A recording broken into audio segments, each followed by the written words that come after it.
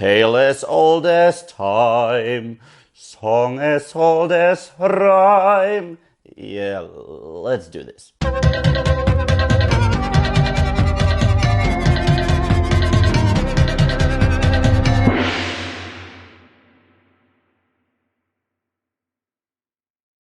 Beauty and the Beast. Now, Beauty and the Beast is another live-action adaptation of a Disney classic. Last year, they already gave us The Jungle Book. And now we have one of the most beloved Disney classics as a live-action adaptation. And if you don't know the plot, that's weird, but let me give you the gist of the plot. In the movie, we have Belle. She lives in a village where hardly anyone can relate to her because she wants to read, because she's not all about looks, and because she seeks an adventure. One day, her father accidentally discovers a castle, and in there resides the Beast. The Beast takes him as his personal prisoner, but Belle offers to take her father's place. And during her time in captivity, these two grow closer, because the Beast is actually a cursed person, and if the Beast manages to find someone to love and be loved back by that person, the curse is broken.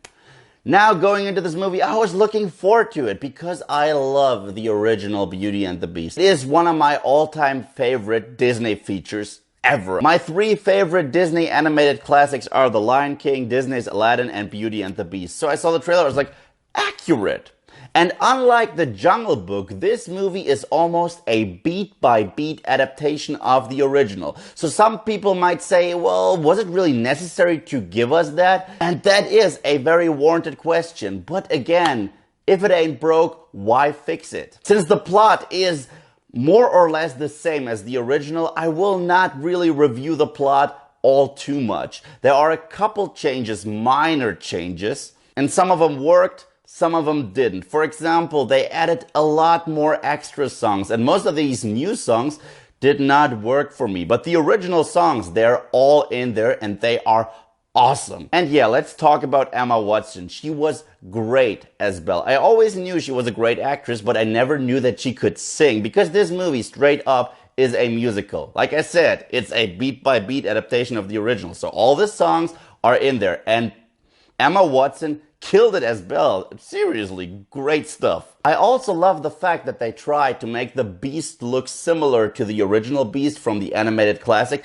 However, I just believe that the original Beast looks so much better. I'm sorry, maybe this is me being absolutely subjective, but the original, that design is perfect. But Ewan McGregor and Ian McKellen as Lumiere and Cogsworth were amazing. These were two of my all-time favorite comedy reliefs growing up, and they were every bit as awesome as I remembered them. And the song Be My Guest, performed by Ewan McGregor, I thought this would never work. It worked perfectly. Kevin Kline plays Belle's father, and the character in this version is much more fleshed out, so I did like that. But best casting choice, hands down, Luke Evans as Gaston. Oh my gosh. I mean, just look at this. He was born to play this character and he was phenomenal. He nailed the arrogance. He was funny. He was a douchebag. He was one of those assholes that you just love to see on the big screen for the sake of having a disgusting piece of shit character on the big screen.